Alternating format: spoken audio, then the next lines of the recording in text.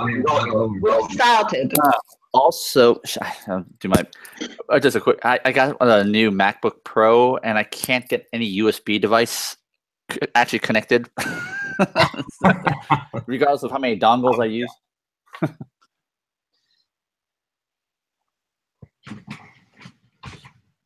We're live, so go ahead.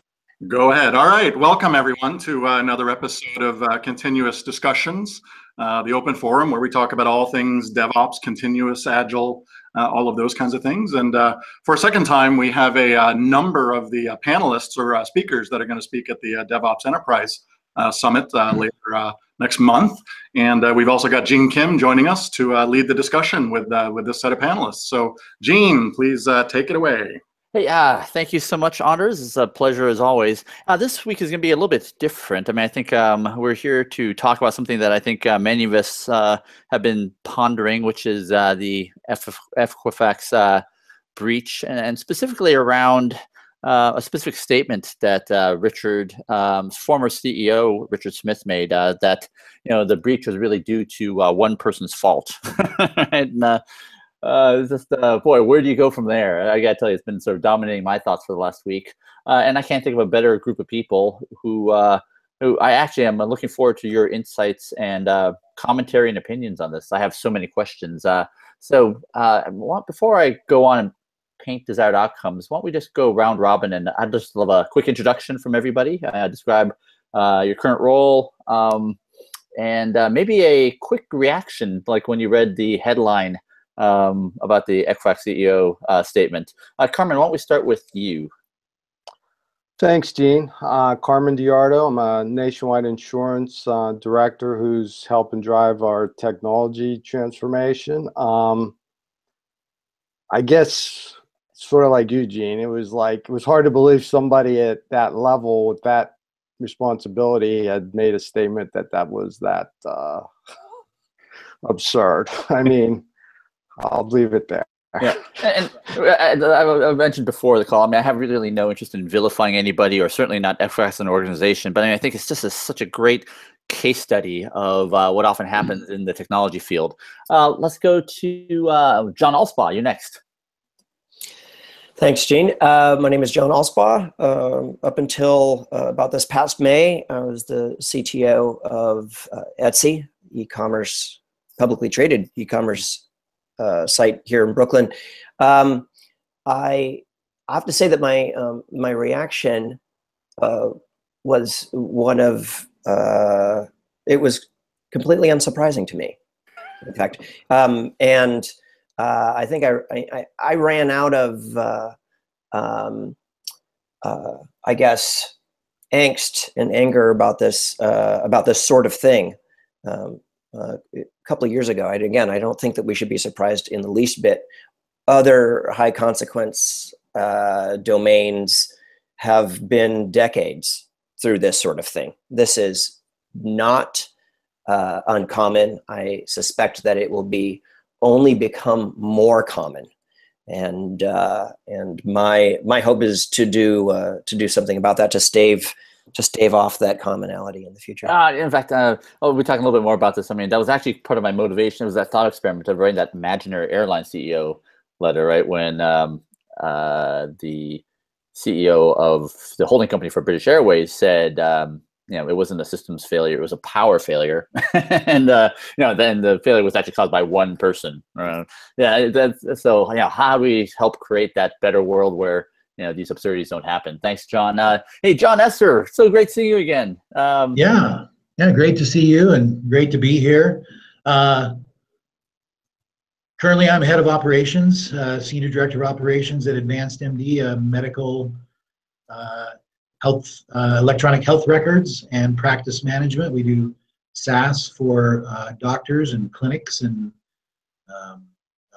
patient billing. And so this Equifax thing, I mean, when it came out, first of all, there's a couple things about this that I just learned. Was the reaction was, I thought the comment was absurd, but the realization that the regulations and the standards around this kind of data is also much lower than what I think should be. Basically, there's a PHI here in play, Once you have one little bit of PHI, there's only a standard for PHI, period. And you can have as much PHI as you want once you've reached that threshold. And the governance over just basic PHI is much less than, for instance, like HIPAA. Or credit card I'm data. involved in data. Right. I mean, this is in many ways as damaging or more damaging than even perhaps health related data. And the regulations around this are much less strict. It's interesting. So I'm sure we'll be discussing this more later in terms of like unintended consequences of high-profile incidents like this. Is often sort of the regulatory backlash. People with pitchforks saying, we need more controls, more regulation. What can go wrong? Thanks, John. Let's go to Mick Kirsten. Hi, Gene. So, for me, I was a little bit of John's sentiment, where when I first saw the news, I wasn't surprised. I was like, okay, here we go again, right? And how much more of this are we going to see?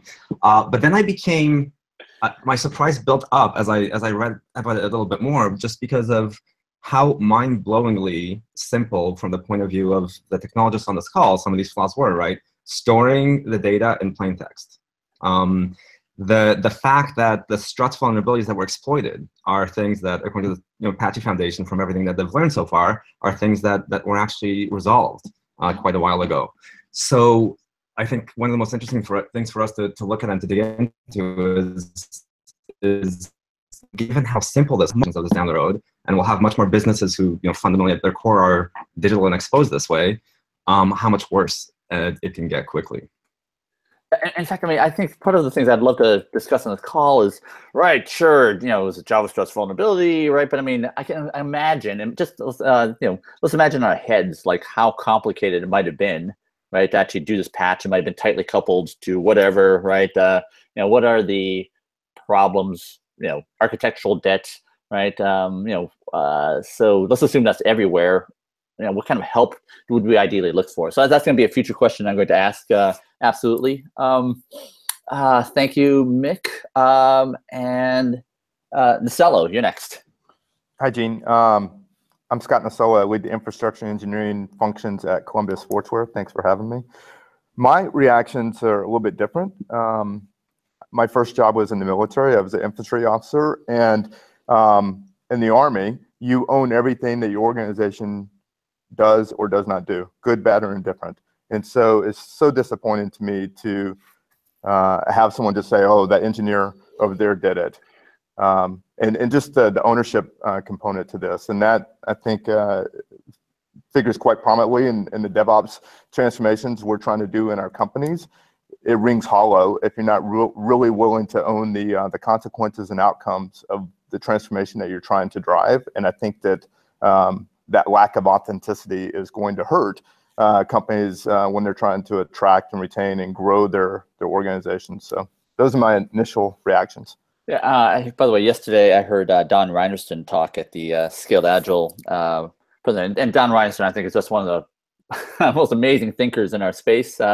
And he was actually a Navy submariner, and he was actually spent many years studying the U.S. Marine Corps, and just talking about the leadership elements that's actually in the U.S. Marine Corps doctrine, and just to contrast that with blaming one person for what is clearly an organizational failure, right? Was heartbreaking and very angry making for me. I agree. Did I miss anybody? Okay, great. So I guess. The place I'd love to go first is, and I'll just let whoever has the most enthusiasm, go first. Is let's take this out of the Equifax context, and let me just go into this abstract imaginary world. So put yourself in. Imagine you're in an organization similar to Equifax, and you are the CEO, right? So in a just world, by example, what would your letter be, or your testimony, right? How would you talk about this horrendous failure, accident? How, if you were that leader, what would you be what would be the most important things that you would be talking about? And maybe I'll go first to you, Nasello, as like, the tone from the top in the audit community. One of the most powerful, they call it like an entity level control. One of the top predictors of ethics, fraud, was just the tone of the leader, right? And that goes, it starts from there. So Scott, you want to talk about maybe your things and just sort of cue up everyone else to sort of cue up your thoughts? It's interesting as leaders of organizations, the things that we tolerate become standards as well. It's not just what we say. I think our organizations and our the teams that we lead are very observant in terms of what we tolerate and the examples that we set. And so we undermine ourselves a lot by acting acting differently than what our words are. And so authenticity and really being clear, I think, on what the principles of the organization are and what you're really trying to achieve, I think is primarily a leadership function. And then, just kind of circle back, sometimes taking that ownership means that you take ownership for things that you didn't touch or you didn't have a bearing in doing. But fundamentally, we own the systems and the operating conditions that our organizations are performing in, and we need to take ownership for that. So, in the concrete, right? Okay, so great in the abstract, but concretely, right? Actually, you're sitting in front of your 5 senators right now: Senator Mick, Senator Esser, Senator Alspaugh, Senator Ardens, and Carmen. Like, all right, but what's your personal responsibility in this? We're still in the Equifax example, right? In a fictitious scenario, right? I mean, okay. Some horrendous loss of. Okay, yeah. So I'm the CEO. I own the organization performance. We're still investigating how the system could have let us down, and we're going to invest in changing those conditions, right?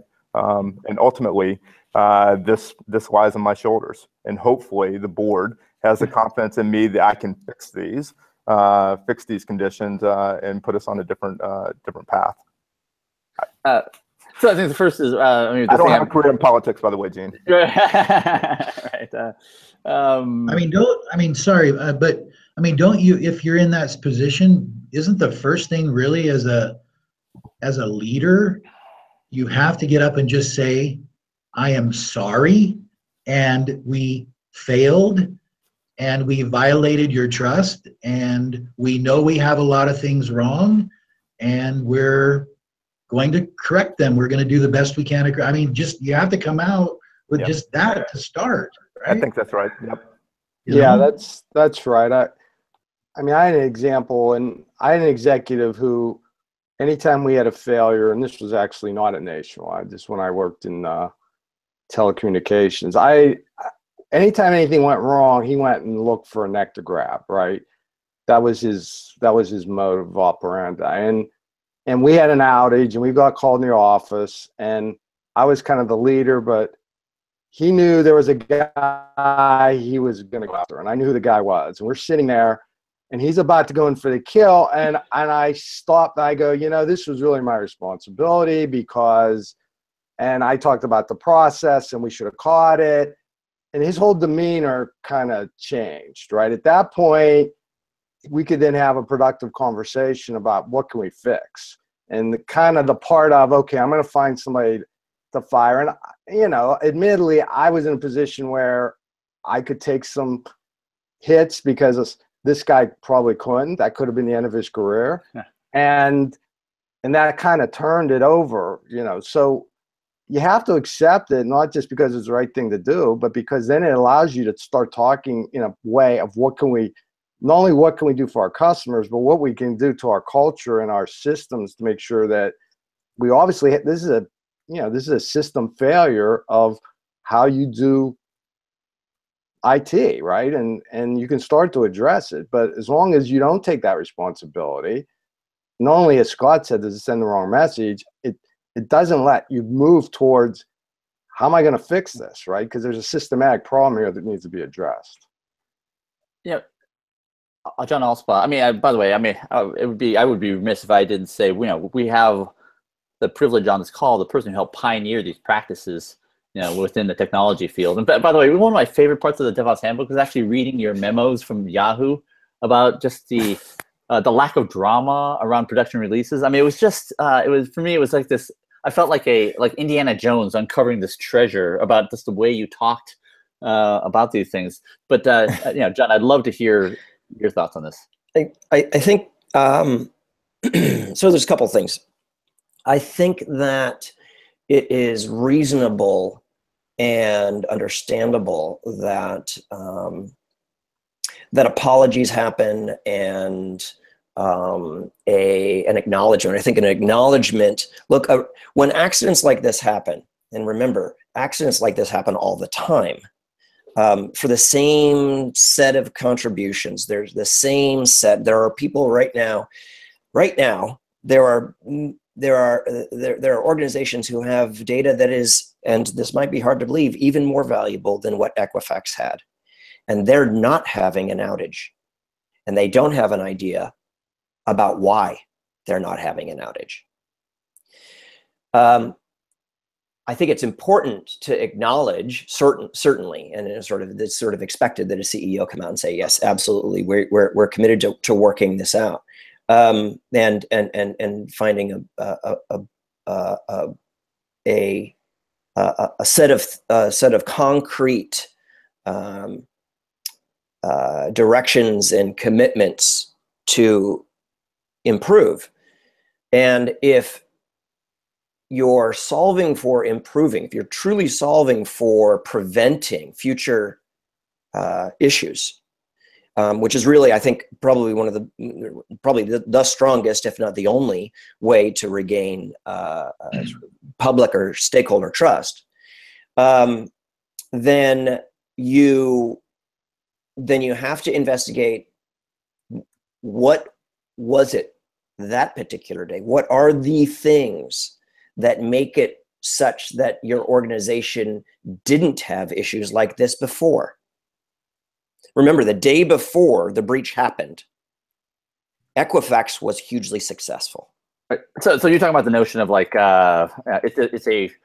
we should be constantly marveling at how disasters don't happen all the time, right? This is the not just marveling, but investigating. Because remember, all of the things. How much attention did vulnerability patching, for example, at Equifax? How much attention did it get up until the day before? Right? What did it? Is if I was the CEO or I was the leader of this organization, part of my job is to create the conditions such that the organization can bring their attention proportionally to and understand what the trade-offs are.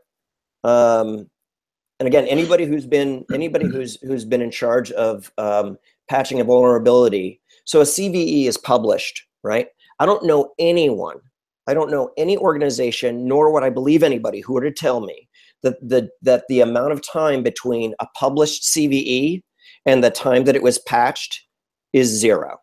I wouldn't believe anybody if they told me that it was within a week. If that's the case, then and I think, I don't know, I'd be curious if anybody said on the panel here that they would believe anybody if it was less than a week. I mean, it's interesting, right? I mean, if that's the case, what I'm saying is, if that's the case, there exists there's a non-zero opportunity for vulnerabilities to be exploited in all organizations. Do you see what I'm saying? Yeah, absolutely. And, in fact, so that's the thing that I would. Let's go there for a moment. Sorry, one last thing. Yeah. It is. I would also say that the leader's responsibility, if you're truly if you're optimizing for covering your ass, if you're optimizing for PR and you're optimizing for optics, then you don't have to do anything more than apologize. You don't have to do anything than drafting something that looks legally defensible and relatively vapid. If you are, and you want to demonstrate that you're committed to improvement, then the absolute second, if not tied with first thing you should do, is to support all of the teams who were close to the event, who were anybody who could easily be scapegoated and nobody would blink, go straight to them and commit to them your support. They are the experts. They probably alone are the only ones who could give a good, really good narrative towards what who has a wealth of unraveled. knowledge to actually create the effective deflection, intervention, etc. They are the experts in the accident. By the way, just one of the things I would add to this CEO statement, right? And part of it is form, right? We want the leader to apologize, take accountability, to commit.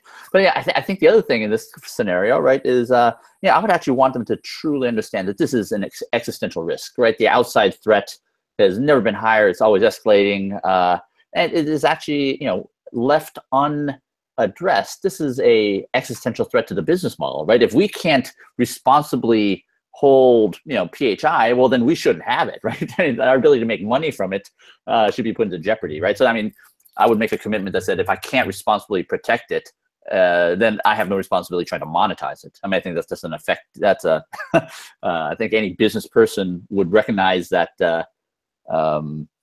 there's certain categories of business that are just not tenable. maybe this is one. Who hasn't got Mick? You were Yeah, sure. So I think I'll build right on that, because I think John said something really important and interesting, which is that there's yes, sir. the public excuses for them. So, and can you hear me? Okay. Yes. So I think the reason I think some of us are just disturbed by these series of statements of this sort is not just the fact that they're PR statements that they're passing the buck. There's actually, this is related to the narrative within the companies as well, and that's something that's happening within these companies as well. And so I think that example, and I think the first one that Gene, you and I spent a bit of time on looking at, when there was the IAG CEO with the British Airlines disaster. At first, that narrative was just fascinating, because at first it was it's not the business's fault, it's IT's fault, right? Then it's not IT's fault, it's the power's fault.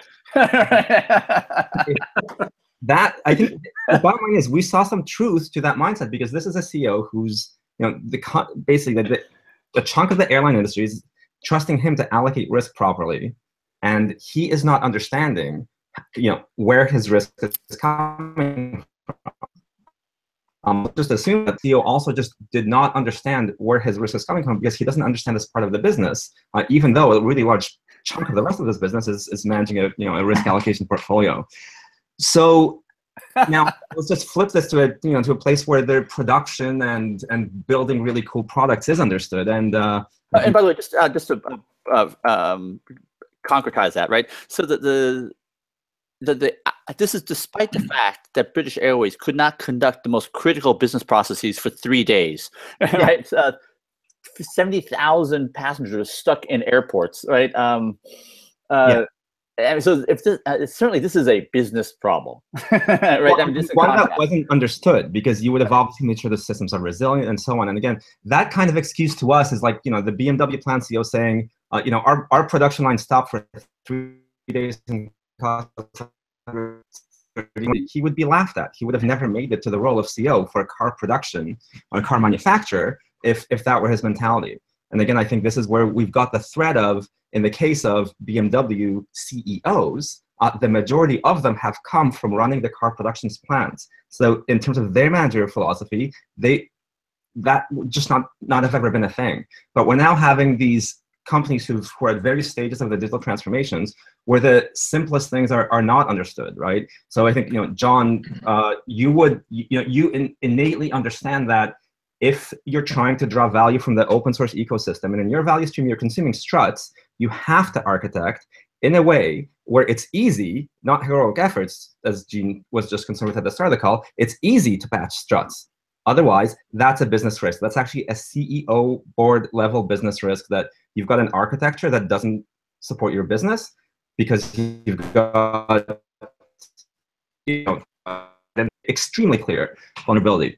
So I think the I think the thing that we're looking at here, and again, and going back to what Scott said, the bottom line is that the same way, you know, we're in the military, it's an organizational responsibility. What's so disturbing about the narrative here is that these leaders of these companies are not getting that they have an organizational responsibility to managing their IT stack, because that stack is how they're delivering value to their customers and how they're exposing their customers' data or safety. Yeah, and you know, just to, one thing I'll just put out there is I'm not so much concerned about, you know, yes, it is disturbing, but I'm just so optimistic. I have sufficient certainty that in 10 years, right, you know, the distinction between the business leader and technology leader will become, you know, almost indistinguishable, right? So in 10 years, that won't be a problem. So I think the exercise at hand right now is how do we either lead by example or set an example, or even fictitiously imagine what that leading example would look like. And not to diminish that at all. I think that's what makes this exercise so interesting to me.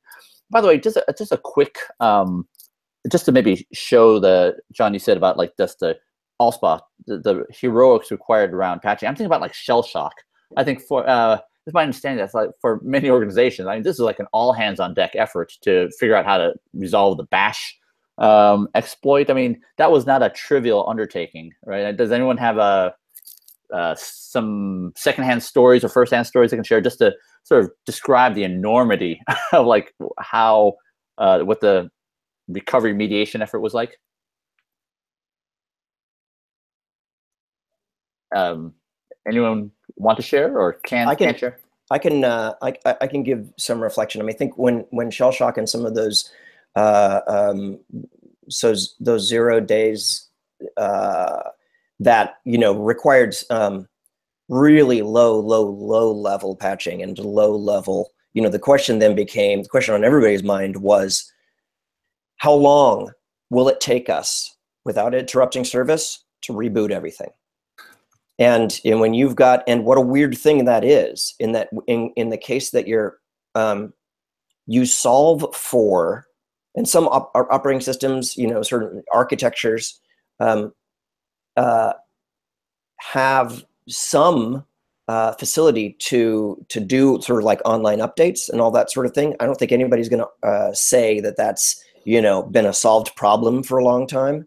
I would say that it's an edge case that doesn't get a lot, but I don't think that architectures, applications really had as a design constraint, okay, we're going to build this feature, we're going to build this part of the application, the infrastructure, such that we could reboot the entire fleet within a short period of time. It just simply wasn't it's just not a common, you know, it's not nearly as common as we want to lose an availability zone. We want to lose the like handfuls of clusters, you know?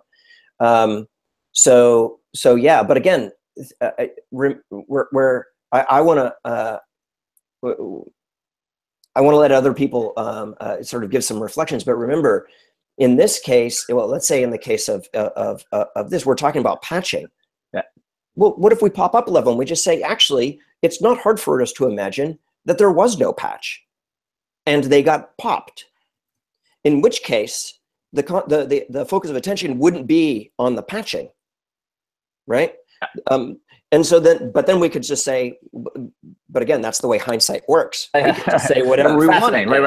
Right? It's such a beautiful phenomenon. I get to place, you know, just like on Photoshop, I get to lasso any part of this image and say it's due to that. Gotcha. Right. I found it. Okay. Yeah. Absolutely. So, any other shell shock reflections before I have a pivot to something else? I don't know. I mean, this is John. Sir. I mean, yeah. Obviously, this is a problem. Patching, magnitude of patching. I mean, I came in an organization that had a big patch debt that took a while to resolve.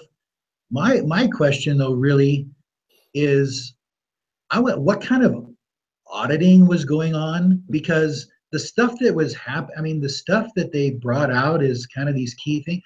Any auditor is going to say your patching is not up to date, and that's the first thing they're going to say. The second thing they're going to say is you're holding a lot of data and you're not encrypting it. I mean, the stuff that happened here was truly an organizational failure all the way up, all the way down, because any security auditor would pick up on these things in a basic audit.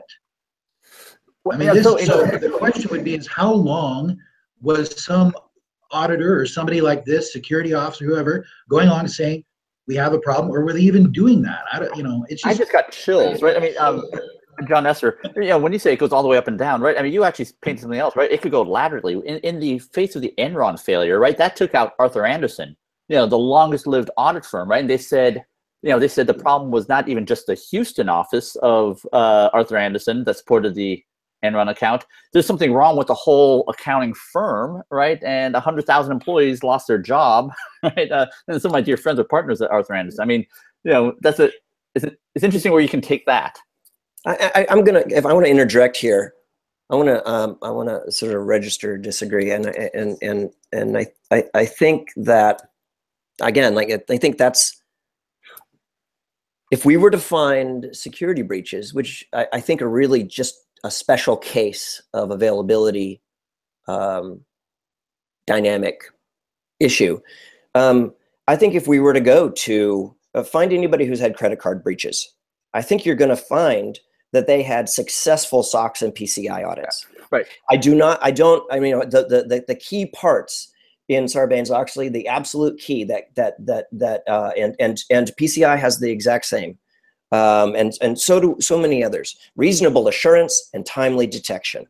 Okay, these are normative terms, and hindsight and hindsight only gets us to a place where we can say it wasn't sufficient. What I'm saying is that it would not shock me in the least bit if all of the auditors, I see what you're saying, John, but if it would not shock me in the least bit if a company like Equifax or, you know, BA or whatever had a history, had a positive audit opinion. Yeah. And I think it's easy to say that they should have caught it.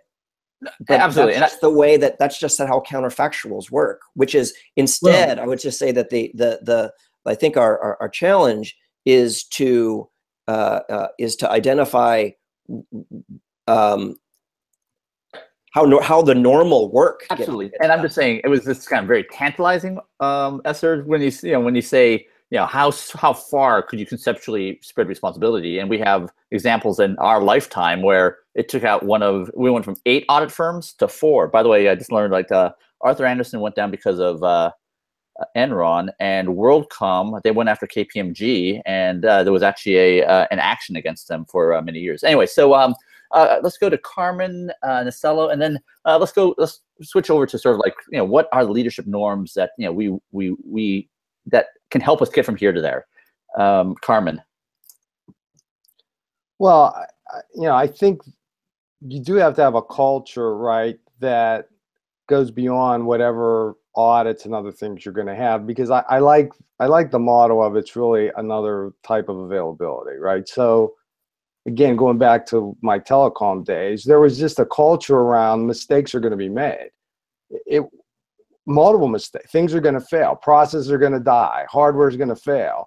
You know, if you're building a 5 nines availability system, you're going to assume that, and you're going to say, then what, right? What's the consequence of that failure, and how do we continue to provide capability for our customers? And so, yeah, I think John's point is great. You're not going to have 0 day. Things are going to get there, but then what? Okay, so now somebody's there, the bad guy's in the house, right? It's like your front door. Okay, someone's in the hen house. What can they do? Well, thank goodness that bad engineer is gone. So we should be fine. All right, what's next on the calendar? No, yeah. But the thing that, sorry, but I'll just interject. The thing that makes this one so bad, and I agree with Carmen and John, and the points are great. There's always going to be failure. But the thing that is insidious about this one is that this was like leaving your door open, and letting the right. So we're going to put that in a box. I totally acknowledge what you're saying. Carmen, do you want to finish up? And then we're going to if it was some esoteric, you know, they watched your house, you know, I mean, if it was this really kind of weird path or what, that, and I took a lot of basic precautions and they still got in, that would be one thing. And I think this is where it goes to the existential threat, right? And just to prove that I hear what you're saying, that RNC consultant who lost, what, 280 million voter records? That was like because of a configuration flag that was wrong. It's like that could happen to anybody, right? It's horrifying. I mean, okay, so Carmen, any other points on that? Otherwise, let's go ahead and Marcelo. I mean, just, I just think you have to assume, and I really love, we both heard Rob and Yemen at Lockheed Martin from Lockheed, right? And they have personas around hackers, right? They do all the things, they do the destructive testing, they do all things, assuming there are people who are going to try to do this, and they're going to have some level of success, and then how best, and there is a limit that you can try to do. She even admitted anybody who can say their system's fail safe is just, they're not credible, right? Yeah, but that was awesome. You have to have a mindset beyond, I'm going to patch, I'll just keep up with my patching and the problem will go away. No, that is just, should you do that? But that's not going to solve the problem. It's not, you don't have the right culture or mindset to try to strive, do Okay, because I want to leave the problem domain, kind of go into the solution domain. Let's, any thoughts on this, Nacello, or? I was just gonna say, sometimes in the technology organization, we may be constrained with vocabulary on helping our business leaders to understand why we need to continue to invest in availabilities or non-functional capabilities, et cetera. And it's just that portfolio of work. Equifax engineers were working on something else. What is it they were working on? They were probably trying to ship other features. So just understanding the broader context in the business domain of what they were using the technology organization for, because that's a chronic conflict, I think, that exists in all of our organizations, is making hygiene, maintenance, everything else important, along with everything else that's going on. In fact, thank you so much for that segue. So in this, I was actually on the phone a couple times with Mick Kirsten and Scott Prue from CSG, a lot of people in the DevOps Enterprise community, as I was crafting this the imaginary airline CEO letter, right? And I think what I wanted, the purpose of the experiment was like, okay, we can't talk about technical debt, and we can't talk about, the CEO is not going to talk about that, right? I mean, so what would be the ideal true north goals, right, that this person would be reinforcing? And in this case, what I put down was, we have a simple goal, very simple mission: move people from point A to point B reliably, safely. They get there on time, without cancellations, without with dignity, whatever. And I think that's something that, and then back that up with a statement that our goal is to have no delays or cancellations, right? So obviously very impossible, but the hope was maybe that gives a hook that would allow technologists to say, hey, look, if you care about getting people from point A to point B, you should know that we are in grave danger of not being able to maintain business continuity, critical business operations, and here's the risks to that, and here's the countermeasures that we need to invest in. As Nacello, you said, right? Here's all the things we need to do to make sure that we can actually deliver on that mission. So I mean, that was really kind of the thought process. And in my head, what I kind of imagined was, would that result in some sort of stand down where it's like, hey, look, whatever this fictitious credit reporting agency, whatever you think you're doing, right? These features that you think are important, it is not as important as protecting the most critical data that we have, right? We are at existential risk of our business model not even working because maybe we have data that we shouldn't even have because we can't adequately protect it. I mean that in my mind is kind of like, that would be an interesting business conversation. Thoughts? Do you think anybody would really in absence of an event, an absence where having that data was proven to be a liability, do you really think that anybody would give it up? Right? I don't think so. Not without a dollar amount attached to it. Right. And I think that I like what you're saying. I also think, Gene, what you're really kind of doubling what Scott was saying, and I think that that's a key point, which is what, it's really a set of vocabulary. I actually don't think it's that far. I think it's going to be context specific, where a technologist or technology leaders needs to get across to leaders of the organization who may or may not have a confidence or a firm handle on what the value and liabilities are around the technology that's influencing their business. I think that that's a really important part. I would just say that let's see, I don't think anybody would argue with the idea that all successful organizations, as they become more successful, necessarily become more complex. Yeah, no, exactly. Period. And so, right? and so in order to cope with that complexity, the one that comes with being successful, congratulations, you're high growth. Congratulations, you're killing it. Quarterly, your revenue is really going up. You are proportionally becoming more complex because you are taking advantage of new opportunities. And so therefore, you have to keep that ability, that capacity to grasp new opportunities in step with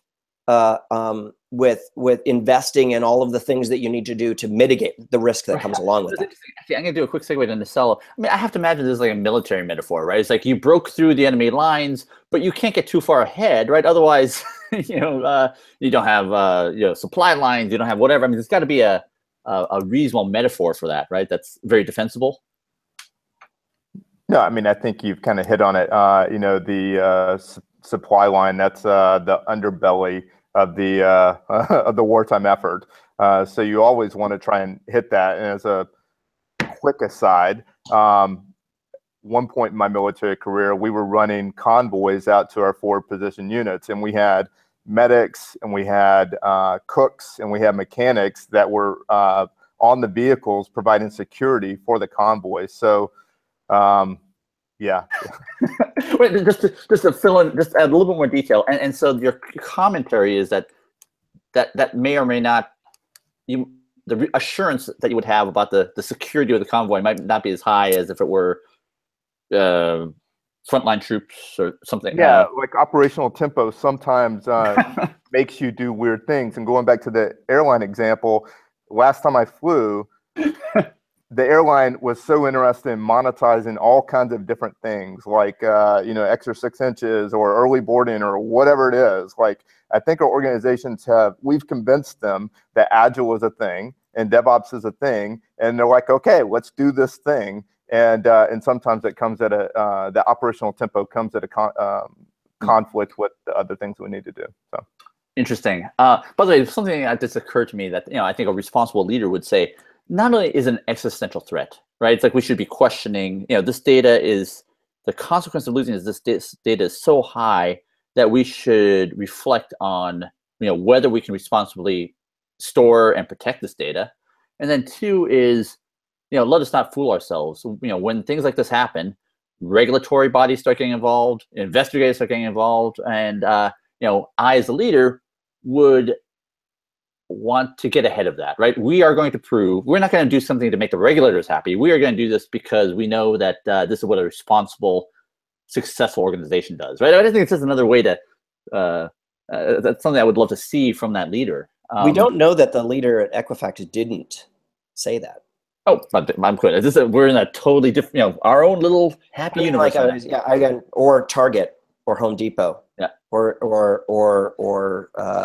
any of the other sort of breaches. One thing that I did want to point out, which I'm really glad Scott just brought up, and I realize I'm just interrupting you, Gene, but here we are. The one thing that at least the U.S. Armed Forces have that private and public organizations don't have is that they have when it comes to accident investigation, they have what's known as privilege. And I mean, it helps if you run your own judiciary, like the military does. But when an accident investigator in the armed forces come in and get testimony from somebody on the ground or from a software engineer, right? that those debriefing details are protected. They're unsubpoenaable. You can't. They're protected from civils. I mean, the Army is going to do whatever they want with them, but you can't be sued for criminal or civil civil suit, and that is not something that our organizations have. No, that's interesting. So, anyone who's talked to legal counsel around issues, yes, documentation can be at will employment. Yes, and I got neither here nor there. I just got to put it out there. It's like I got depositioned for a patent thing, and that was one of those unpleasant experiences of my entire life. I actually didn't care what the outcomes were, but now, I found it to be just one of the most unpleasant experiences of my professional career. Gene, before you jump to the next question, I just want to push back on, or just challenge this one thing that you said. Yes, sir, Dr. Kirsten. So it's what I think de facto, where I think we're all assuming that in this case there was not that understanding. But I think for these and John, I just want to dig into something that you said around the complexity, the complexity of these portfolios, because yes, in the digital natives they tend to have highly rationalized and repeatedly cleansed, the crazy amount of sunsetting Google does, and you guys do, and all sorts of other forward-thinking companies do, portfolios. Whereas a lot of these organizations, they are dealing with hundreds, sometimes thousands of applications in their portfolios, and then a lack of visibility. But what's crazy to me is that they don't have, as you said, Scott, that they don't have the vocabulary. And I think it's now going to be, it's no longer, this I think is just an example, for a CEO not to understand what technical debt is. And maybe the right way to this, as we move forward, Gene, is that the CIO has such a big seat at the table that the CEO gets by without losing, before they lose their job, through these events. But the CEOs are always pushing for more feature delivery. So they're the ones making resource allocation decisions. In a simpler company, in a very focused way. In a large company, and a crazy large portfolio where they're trying to optimize product lines and value streams for profitability. So if they don't understand the trade-off between investing in features and technical debt, defect fixes or security fixes, or even value stream improvements, as is the case for needing to set up a value stream that can actually patch struts and an architecture that supports that, they can't lead the company adequately. I make my CFO sit through our basic value stream reviews once a month, and we should probably do it once a week. We do it once a month, where he sees how much we're allocating between each product line on technical debt takedown between features, because of course the salespeople are just hammering us for more features to drive more revenue, whereas we know that the CEO's job is to both drive that revenue and addressing non-technical debt. Either you become irrelevant, or the security stuff, you become exposed. Wow. Yes. Excellent. Exactly.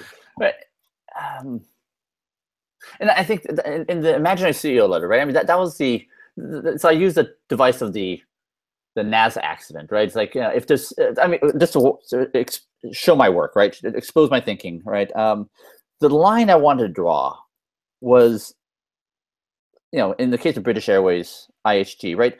I'm sure there was this person who has been lobbying for years saying, look, we don't have adequate HA systems. Our backup systems are not sufficient.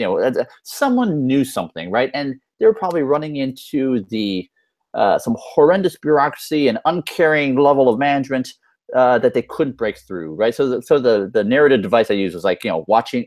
This actually happened. I remember the Challenger accident. That was in elementary school, and I actually it was interesting to actually look up the dates, because I did actually misremember some details. But the line from the CEO letter was, if you had information, that could have prevented this, I need to hear from you, right? And so this is not the whistleblower, it's not an ethics line, it's just setting the tone, John, to your point, right? The person nearest to the accidents need to be protected, and there needs to be some visible display of support that, the leader is going to help that frontline worker in any way possible, right? Because I love that word that you use, right? The person's closest to the accident is the expert in the accident, right? So what can the leader do to properly elevate these operational risks, right? That could have, grave consequences to the organization. I think it's an oversimplification. It is an oversimplification. It was only 11. What I'm saying is I think it's an oversimplification to think that and you didn't really say this, but that it's certainly encouraging and allowing somebody to raise the the pull the anding cord. But again, remember, maybe there wasn't, right? In fact, many people pulled the anding cord in both NASA and Morton Thiokol, and they still went ahead. And in fact, there's plenty written about this, but I don't think it's any different than many other organizations. I mean, if you figured out to be very specific, right? Yeah, like in the reentry, right, when the heat shield burned through, causing the loss of you're talking about Columbia this time, right? I mean, there actually did have a lot of evidence, right? That was a specific example. Like a lot of people were worried, right? The notion is there's a narrative as written up by the researchers in the Harvard Business Review that it was because the organization was cared about so much about cost and schedule, right? That they didn't want to risk retasking a satellite, taking a look at what was there, right? So what could the leader do who actually has to retrain the bureaucracy? Right. Again, it's not about the idea. You might have stepped in something there, Gene, because my now full-time colleague Dave Woods was on the Accident Investigation Board of the Columbia, so I know quite a little bit about this. I would just say that it's not just that. It's not just about. We can say open door policy. We can say all kinds of stuff. It needs to be. Looking at the contexts that and the conditions that are set up isn't something that you can read about in an airport bookstore leadership. I don't think that there's actually a leadership. I actually don't think that there's a. I don't think that there's a thing that there's a leadership lesson in here. There's a leadership lesson in apologizing. A leadership lesson in setting the conditions for the organization to learn, but. Again, in the end, it all comes back to faster, better, cheaper. If you are becoming successful, you will look for new and different ways to continue to stay successful. And I'll just say, again, one person's waste is another person's necessary buffers. Yeah. And as you become more successful, you want to become leaner, you want to move faster. And how you derive confidence from doing this type of high risk work, I think needs to. It's not just from top down. It's from. It's. No, exactly. To be very concrete, right? I mean, I'm looking for mechanisms. Right? It's like in this ideal, like how do you what are okay? Now let's go to the technology leader. What are the mechanisms that we would need, right, to interact with the business colleagues so that we can actually show that there's a potential here's the risk. What is the door that I need opened, or the something that would allow meaningful conversations around what Mick said, right? It's like, hey, look, I understand the jobs to drive revenue, but we need to have meaningful discussions around the other side, right? Around I would say that they're already doing that. Yeah, so okay, to just other people, right? I would love to hear other. One of the things that let me interject. Board talked about. Was this notion of, sorry, this is Anders, sorry to interrupt. It was this notion of the normalization of deviance, right? That because we've been able to successfully launch multiple times and recover with this type of damage, that we won't have a problem with it this time, right? Which is, and again, because we've been running with struts for so long and nothing bad has happened, maybe we'll be able to keep doing it, right? It really is, it really is a systems failure, and maybe there needs to be an NTSB-like function for these kinds of problems, where you have an independent fact-finding, probable cause finding, kind of situation where, because we're never going to find out what the real problem was at Equifax, right? I mean, we're not going to know it the way we know it when a 747 crashes, and we know that they, figured out that it was chafed wires in the fuel tank, and to get down to the root cause. And be able to say, well, specifically, here's how we could have prevented that sort of systems failure. Not that I'm in favor of more regulation and those kind of things, but we don't, we'll never find out. We'll never know. Yeah, I think. Oh, sorry. I was just going to say that you asked about what we as technologists can do, and I think like was mentioned before about value, going through the values, comparing value to features or products that are driving revenue. I mean, that's very important. I think that was a great example by Mick. But one of the things, and I think this is a lot of the spirit of the DevOps movement, right, is how do you actually make these non-functional requirements, these things like security, maintenance, all of these functions that really, from a business perspective, look like a liability. They look like, right, they're costing me money. Is how do you reduce that transaction cost? The more you can reduce that transaction cost, the more the business is going to be amenable to you doing them. It's when we propose or have a system in place that has this very high transaction cost, and then the business begins to have to make more and more trade-offs. Yeah. And I think that's kind of what John was maybe alluding to as well. Yep. And I'm just trying to connect some dots here, right? I mean, and we have to make this argument not easier. Just we have to connect the dots, right? To say, I mean, I think Mick, the goal of the CFO attending these meetings is that he is now seeing on a regular basis the cause and effect of decisions made, right? Whether it's pour on the features, defer technical debt reduction versus now it's the time to stand down. We're going to take a week, no features, and he sees the value of that investment, right? I mean, presumably. But it's not the value of the investment. It's not the value necessarily of security, because I can try to compare that value. The probability is there's a probability involved as well.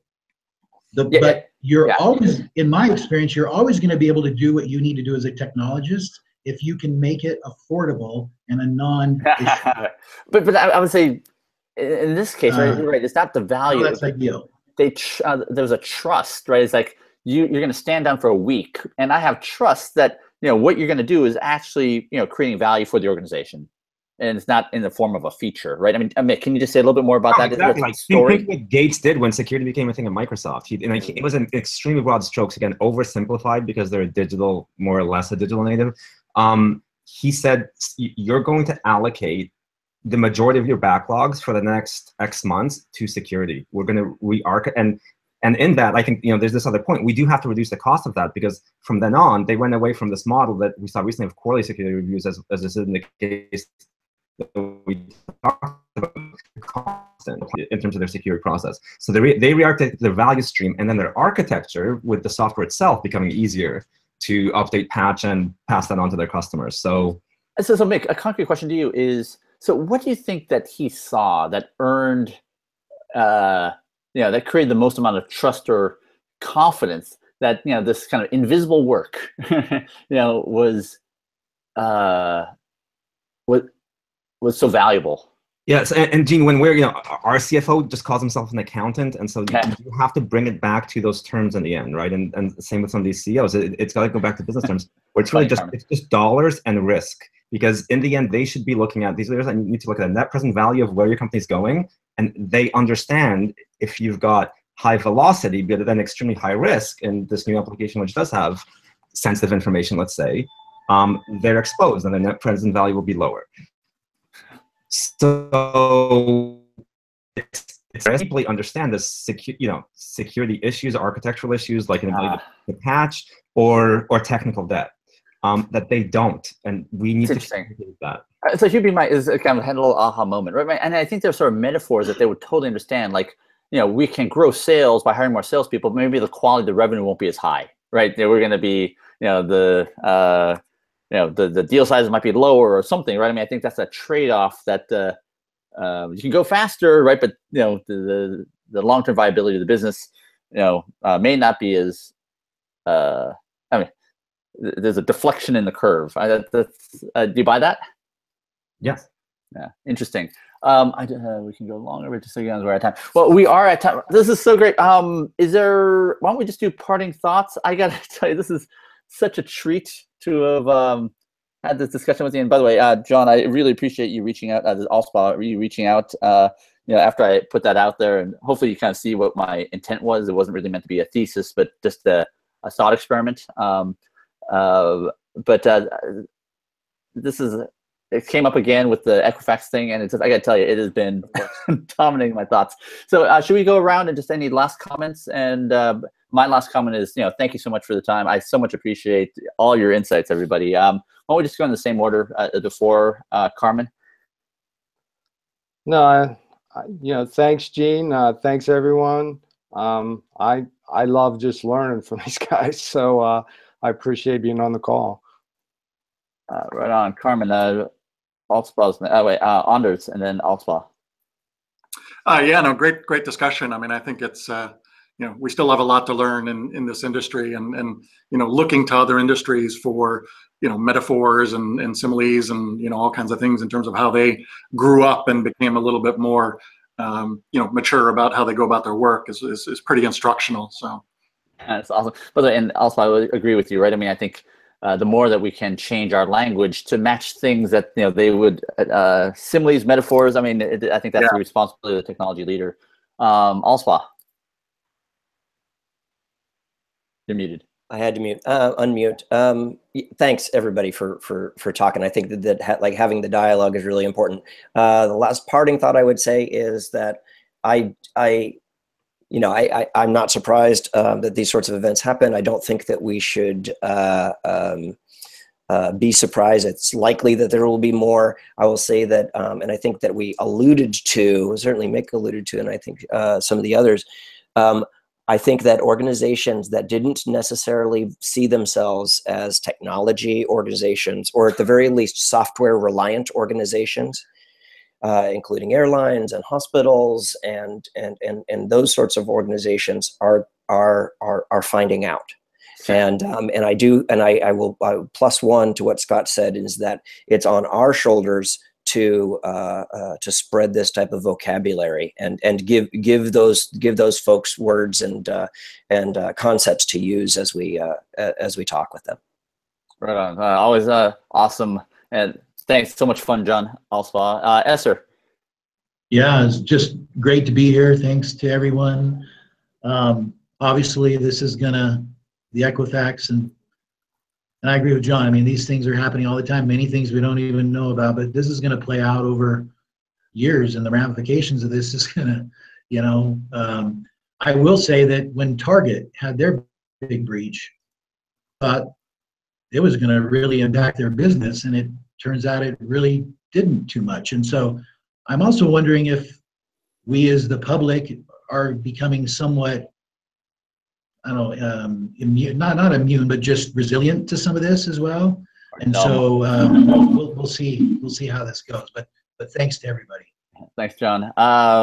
Mick, then Nacello.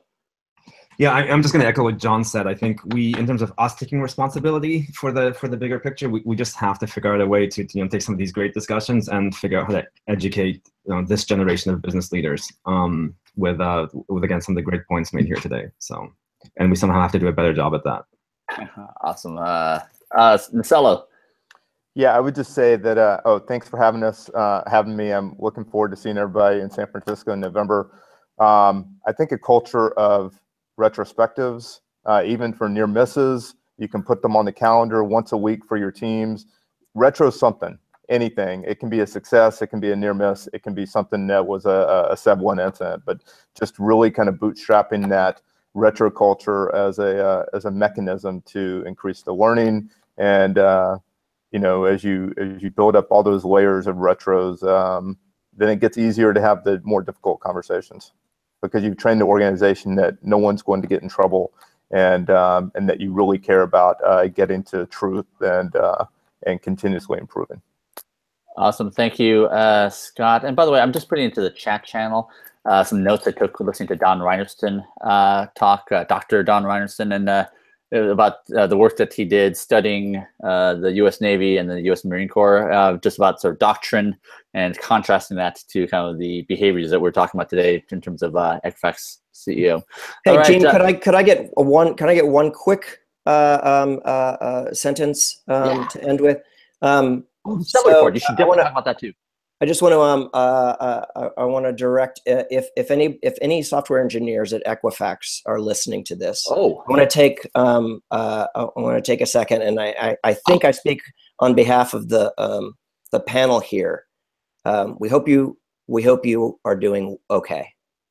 And that you're taking care of yourselves, and that just know that we see you, we understand where you're coming from, we see what kind of challenges you have. So just don't think that you're out there to dry. In fact, and I'll tweet this out as well, I'd be actually very interested in having a conversation if and whenever you're ready to have a conversation. That would be actually a privilege and an honor, and I think we'd love to help in any way that we possibly could, but we don't. So we'll leave it up to you. Thank you so much, and then we will see you all at DevOps Enterprise. And actually, John, before we leave, and then we'll adjourn, can you talk a little bit about the Stellar report? One sentence. One sentence. You can go to stella.report and read it. I think it's I'm biased because I was a part of it, but I think it's going to turn out to be a pretty influential publication. Right, and so what is it? It is the final report for the first project done with the Resilience Engineering and Business Critical Software Consortium, otherwise known as snafu catchers, where we looked at 3 different organizations and 3 different outages and extracted themes and patterns. That's awesome. It's I saw a little bit of it from Velocity. It looks amazing. So with that, I'm going to turn over to Anders, and then we'll adjourn. Thank you so much. Actually, no, we'll just adjourn. See you at DevOps Enterprise. And we'll thank see you guys all all in November. And thanks everyone for joining today. And have a great weekend, everyone. Thanks, everyone. Thank you all. Thank you. See you. Bye bye. Thanks.